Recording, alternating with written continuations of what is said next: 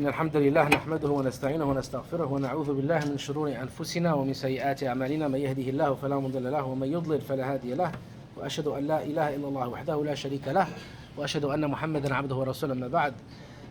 We continue the life of the Prophet ﷺ in the book by Sheikh Muhammad al-Furi, may Allah have mercy on him, Al-Rahiq al-Makhtoum, the sealed nectar.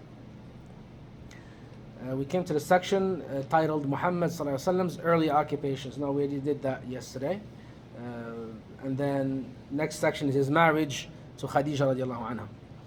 When he ﷺ returned to Mecca, because as we said, Khadija was informed of Muhammad ﷺ, his truthful words, his great honesty, his kind manners. So this is before he became a prophet. So he was on the fitrah, on the natural disposition in its best manner. So this, even before becoming a prophet, he was, as we call it today, a good person. So she sent for him and she offered him money to go to Syria and do business for her. This is called qirad. So basically, she has money, she gives it to a person, the person invests his effort and his time, he goes, he does business with that money, and then he splits the profit with the owner of the money in accordance to pre-agreed consensus, like a third or a half for each. So usually this is what she did with the Prophet ﷺ. She gave him money, and she offered him money so he can go to Syria and do business for her. And then she would give him a higher rate than the others. She would also send her servant Maysara with him. So he ﷺ agreed and went with her servant to Syria for trade. So basically she hired him, and because she knew that he was trustworthy, she agreed with him to give him a higher portion that she would normally give a normal person. So here we learn something. If you find someone who's trustworthy, who can be great for a certain task that you want to hire him for, it's better for you to give him more, because it's very difficult to find a trustworthy person that can be trustworthy and also be able to do certain tasks. So if you have a business and someone comes to you, this is something to keep in mind. So when he ﷺ came back to Mecca from trade from Syria, Khadija radiallahu anha noticed in her money more profits and blessings that she would usually find. So basically, other people, when they would do that, maybe she would gain 20% as an example, right? But with him ﷺ, she found that maybe she's gaining 100% or more, because she was accustomed to a lower portion than what she made with the Prophet ﷺ. Her servant Maysara also told her of Muhammad ﷺ good manners, his honesty, his deep thought, his sincerity, and his faith. Now Maysara traveled with Prophet ﷺ, because in order for you to really know if the person is good or not, there are two tests, as Umar radiallahu anhu said. You travel with him and you deal with him with money. If you travel with him and come back and he's still the same person, he doesn't change on you on the way, he's a good person. If you trade with him money, like lend him money, he gives it back to you, things like that, he's a good person. But many of us, just like, you put your hand on your friends like, oh, this is a good guy. And then a person hears that and he trusts him with money, and boop, the money is gone. Right? It happens a lot. So in order for you to judge a person, these are the two tests that he needs to undergo before judging him if he's good or not. So she realized that she homed at her target, because she made a lot of money and this person was faithful and sincere. Many prominent men had asked her for her hand in marriage, but she always refused their advances. But when she saw Muhammad ﷺ and she saw his honesty, she told her friend Nafisa, daughter of Munayya, that she's interested in marrying the Prophet ﷺ. So her friend went to the Prophet ﷺ and informed him. So there was no harm that she went and told him, my friend wants to get married to you. So he ﷺ agreed and requested that his uncles go to Khadija's uncle to discuss the matter, because obviously for marriage you need a wali, right? You need the person in charge, either the father, or if the father is dead, it's the son, if the woman has an adult son, or grandfather. But the wali has to be from the family of the father. The wali cannot be from the family of the mother. This is a note. The wali that gives in marriage cannot be from the family of the mother. He has to be from the family of the father. Okay, because they are the usbah. So he agreed and requested that his uncles go to Khadija's uncle to discuss the matter. Subsequently, they were married. The marriage agreement was witnessed by Bani Hashim and the heads of Mudar, the tribe of Mudar.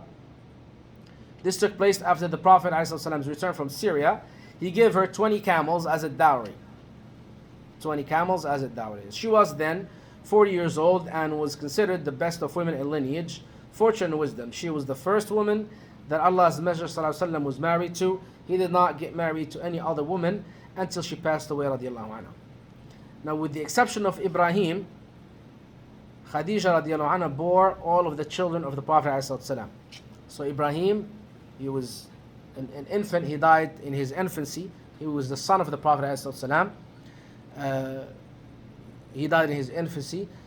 He was born to Safiya. Maria al-Qibtiyya. She was, Maria was not one of the wives of the Prophet ﷺ. She was Milk al-Yamin. She was a slave girl of the Prophet ﷺ. Yes, it's allowed, it's in the Quran. Again, we cannot change Islam just because it's 2021 or 2024. Sorry, I'm 3 years behind. So he ﷺ had wives and had slave girls. He had 4 slave girls when he died ﷺ. It was normal back then. It should be normal nowadays, but because of these man-made laws, everything, they changed everything. And also, this also confirms an ayah where Allah subhanahu wa ta'ala says, مَا كَانَ مُحَمَّدٌ أَبَا أَحَدٍ مِّن رِجَالِكُمْ. It's in the Quran. Allah says Muhammad is not the father of any of your men.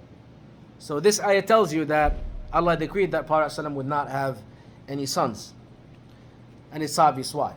Because if he had any sons, they would be the ones to take over after him. But Allah subhanahu wa ta'ala had a different plan for this ummah. And the lineage of the Prophet ﷺ will not take back the Khilafah until Mahdi al-Muntadar. The Khilafah will not return to the family of the Prophet ﷺ until the Mahdi al-Muntadar comes. So all of his children except Ibrahim were from Khadija radiallahu anha. So the children were Al-Qasim, Zainab, Ruqayya, Kulthum, Fatima, and Abdullah, who was also called the Tayyib and the Tahir. All his sons died in their childhood, and all the daughters died in his lifetime, alayhi salatu salam, except Fatima radiallahu anha. She died 6 months after he died. It's very authentic. It's an authentic hadith, a very famous authentic hadith, where the Prophet alayhi salatu salam told Fatima that he was gonna die. Then she was crying. Then he whispered to her something else, and she started laughing. So later on she was asked, and she told them that at first he told me that he was gonna die, alayhi salatu salam. So I started crying, but he told me, you are the first member of my family to join me. So she was happy. She died 6 months after him. So Fatima died 6 months after his death, alayhi salatu salam. All of his daughters witnessed Islam, alhamdulillah. They embraced it and emigrated to Medina, rebuilding Al-Kaaba and the arbitration issue. Now when Allah's Messenger ﷺ was 35 years old, that means 5 years before the message was given to him, the Quraysh started rebuilding the Kaaba. That was because the Kaaba was a low building of white stones.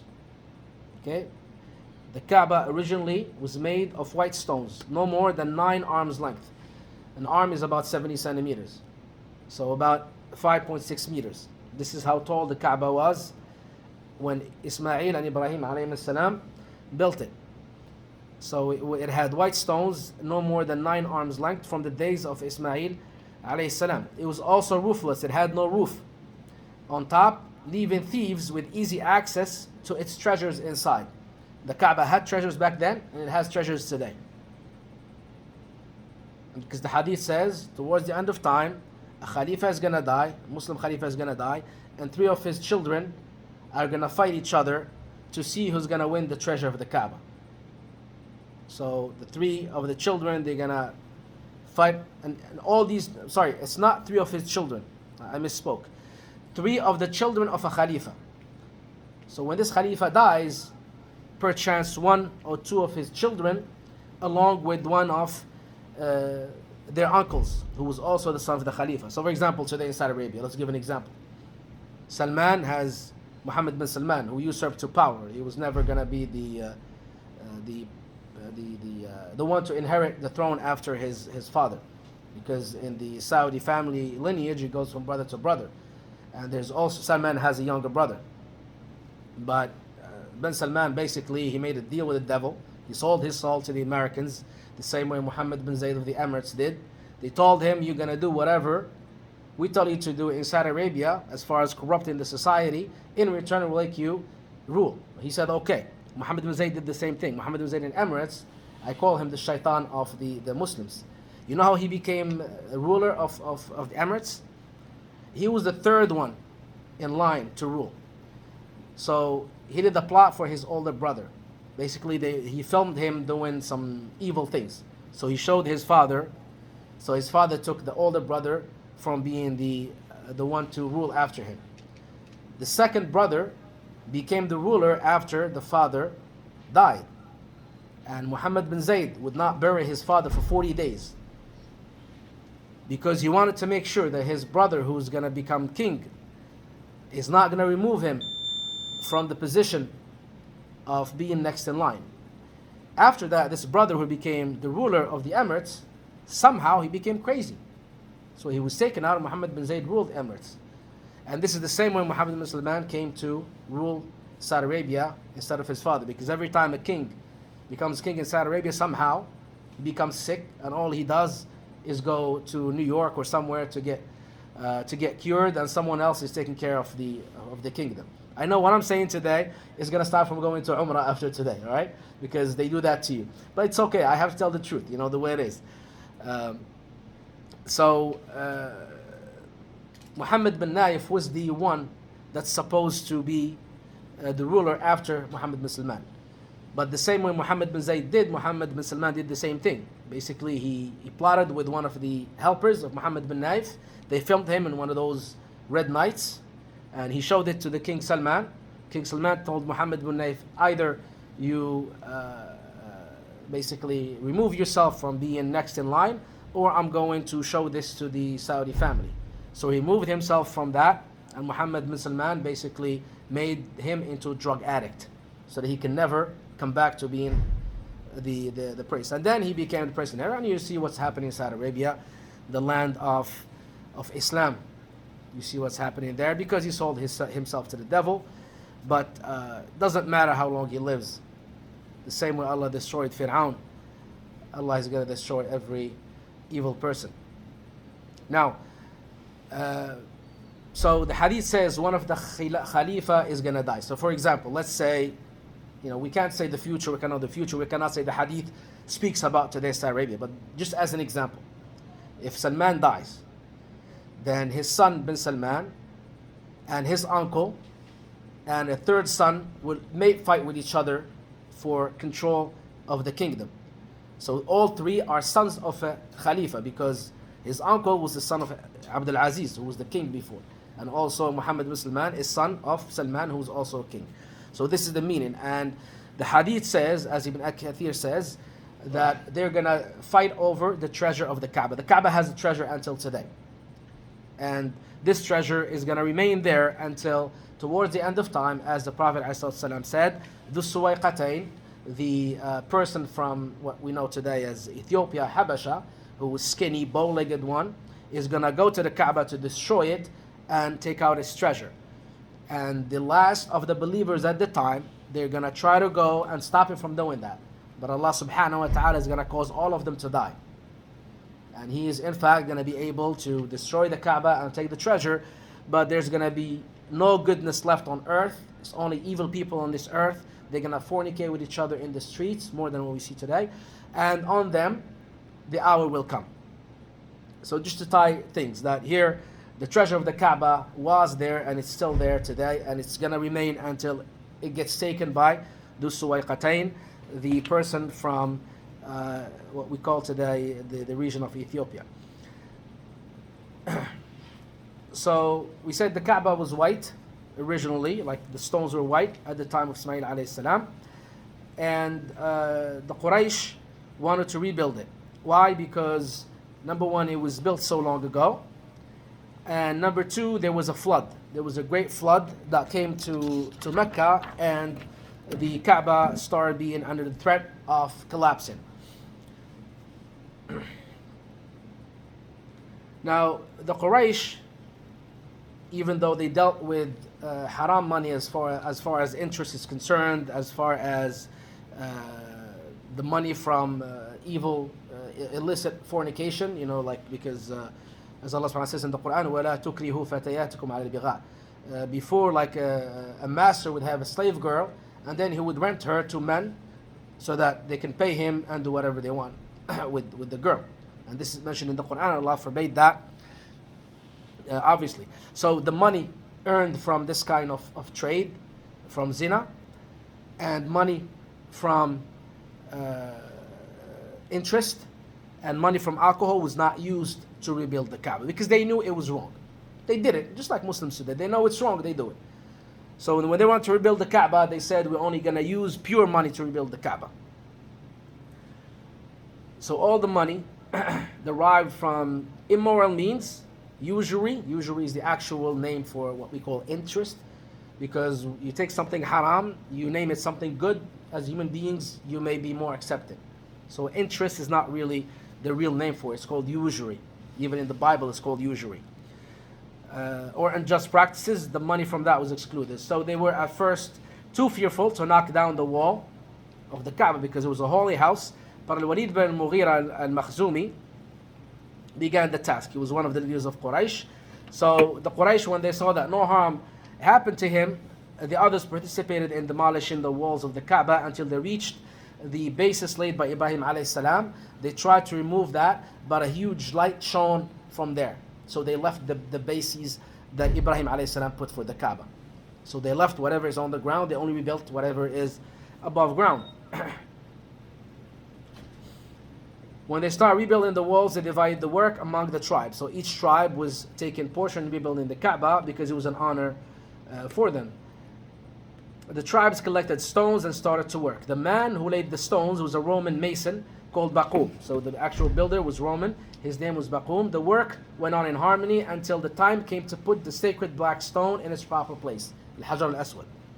So the tribes, they collectively rebuilt the Kaaba, but then when time came to put the black stone, each one wanted the honor of being the tribe that put that. And the strife broke out among them. They almost killed each other and lasted for 4 or 5 days. Each contested for the honor of placing the stone in its position. Now daggers were on the point of being drawn, and great bloodshed seemed imminent. Luckily, the oldest among the chiefs, Abu Umayyah bin Mughira al-Makhzumi, made a proposal that was accepted by all. He said, let him who enters the sanctuary of the Kaaba first of all decide on the point. So whomever comes in first is going to tell us what to do on this sticky point of the black stone. It was then Allah's will that it was the Messenger of Allah ﷺ that should be the first to enter the mosque. So when they saw him, all the people present cried with one voice, Al-Amin, trustworthy has come. So they were happy, because they knew that he was going to give them a just solution. We are content to abide by his decision. They informed him of their objective. He asked for a mantle, so a piece of cloth, to be spread on the ground. And then he took the black stone, he put it on this cloth. In the center, he then asked each one, a representative of each one of the tribes, to carry this cloth and to bring it close to the Kaaba. Then when he reached the proper place, it was the Prophet ﷺ who picked up the black stone and put it in the proper position with his own hands. This is how a very tense situation among the tribes was eased, and a grave danger averted by the wisdom of the Prophet ﷺ. Now what happened is that the Quraysh ran out of legitimate money. So what did they do? They eliminated an area that's roughly 6 arms. So it's roughly 4 meters on the northern side of Al-Kaaba, which is called Al-Hijr. You know, if you go to Kaaba today, or if you see it on TV, you see that semi-circular stone that goes around the Kaaba, called Al-Hijr. And then if you make tawaf, you should not go inside, you should go around it. Because originally when the Kaaba was built by Ibrahim a.s. Ismail, it was not square like we see it today. It was rectangular. It went all the way to where Al-Hijr is. But because Quraysh had no more halal money left, they said, we're going to build it like this, and we're going to leave the rest of the stones until we have more money, and then we're going to continue the building. But that never happened at the time of Quraysh. It was rebuilt at the time of Abdullah bin Zubayr radiallahu anhuma, when he took refuge in Mecca and disputed the Khilafah of Zayd bin Muawiyah and picked up arms against him. So he acted on the hadith of the Prophet ﷺ, where he told Aisha radiallahu anha, if your people, that means Quraysh, were not new to Islam, I would have broken the Kaaba and rebuilt it the same way that was built at the time of Ibrahim alayhi salam. It was rectangular in shape. The door was not 2 meters high like we see it today. The door was actually at the ground level, and it had 2 doors. People would enter from one door and exit from another door. This is the way it was at the time of Ibrahim alayhi salam. So he alayhi salam said, I don't want to cause fitna among the Muslims because they are new to Islam, and then they're going to say, whoa, we just became Muslims, and then he destroys the Kaaba. So, basically he took care of the emotions of the Muslims because at the time, because they were new Muslims. But Abdullah bin Zubayr radiallahu anhuma, he acted on this hadith. He broke down the Kaaba, he rebuilt it in the shape that it was built originally by Ibrahim alayhi salam. Al-Hajjaj bin Yusuf al-Thaqafi, one of the biggest evildoers in the history of the Ummah, basically he laid siege to Mecca and he threw catapults at the Kaaba. He destroyed it, and then after he took control, of course he killed Abdullah bin Zubayr and then he crucified him. And Abdullah bin Zubayr, by the way, his birth was a happy news to the Muslims because he was the first Muslim to be born in Medina after Hijrah. After the Muslims made Hijrah to Medina, no woman would bear any babies, to the point that they start asking what's up, and they start panicking.